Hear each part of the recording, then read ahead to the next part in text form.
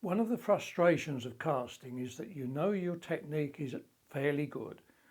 You've practiced it a lot, so you know that all the basic steps are in place.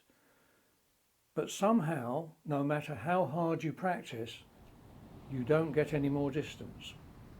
And what you do get is very stressful. You have to put in enormous power for very little return.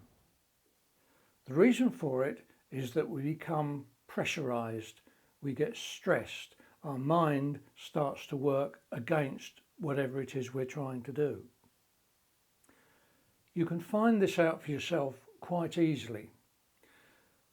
When you go to practice your casting on a field, I bet that the first 2 or 3 casts you do are nice and smooth.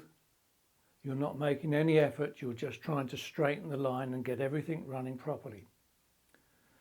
And they go a nice distance, and then you think, okay, now I'll start trying.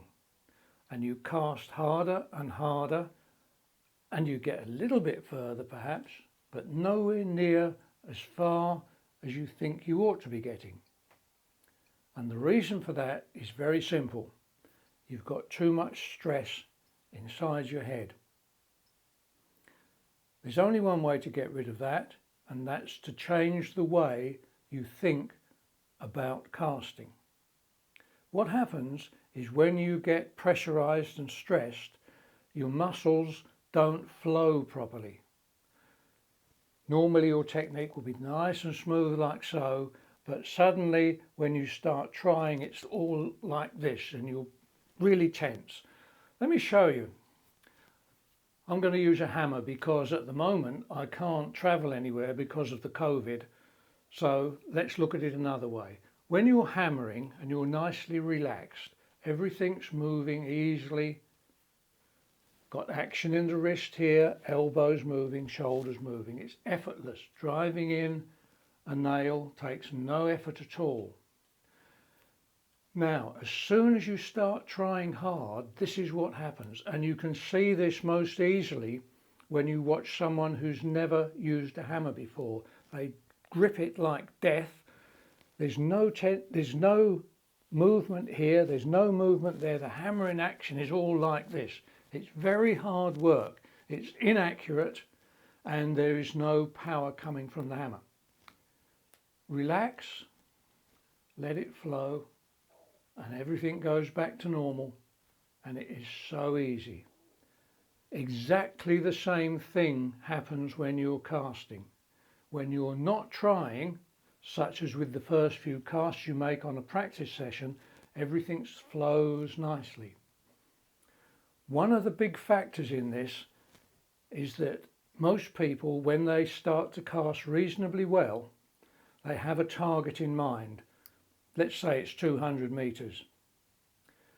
Every cast you make that doesn't get to 200 meters gives negative feedback in your head. It's seen as a failure. The more you try, the worse it gets. If there's one thing you need to do, it's stop trying. Just relax. So, what can we do? We need to trick our mind. So what we'll do, instead of trying to cast to a distance, we'll cast from a distance. And we do that by choosing a distance which is 15 or 20 meters less than we know we can cast, put in a marker, and then just aim to cast over it or around it smoothly, easily. You might need to keep doing this for quite a while, but you'll suddenly find that your distances increase, perhaps quite a lot. That's because you're flowing properly, and the better you flow, the more distance you'll get. And the point will come where you can say, right, I'm going to do this the same, but a bit quicker. Same flow, same relaxation, just quicker. That's when the distances really start to improve. And that's what you want to aim for. Put your marker in, cast over it. After a while, when your distances have improved, don't choose some target up there in the world record class and think you're going to get there, because you probably are not going to.